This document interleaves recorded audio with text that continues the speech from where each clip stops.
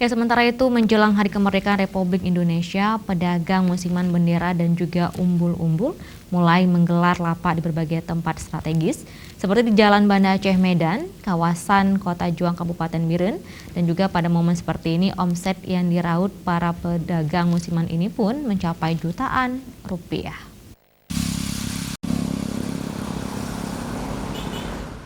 Mendekati Hari Kemerdekaan Republik Indonesia yang ke-74, sejumlah tempat strategis di Kabupaten Biren mulai dipenuhi penjual bendera merah putih dan umbul-umbul, seperti yang terlihat di kawasan Kota Juang, Biren.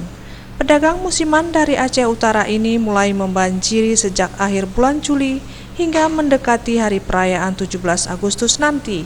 Sejumlah pedagang musiman ini kompak menyebutkan jika ramai pembeli, pedagang dapat meraup keuntungan hingga Rp300.000, bahkan bisa mencapai jutaan rupiah per harinya. Para pedagang menjual bendera dan pernak-pernik mulai dari harga Rp30.000 hingga Rp180.000. Keberadaan pedagang umbul-umbul dan bendera musiman bak jamur di pinggir jalan ini cukup membantu warga. Pasalnya warga tak perlu masuk ke toko dan dapat langsung memilih untuk perayaan 17-an. Alhamdulillah ada rezeki.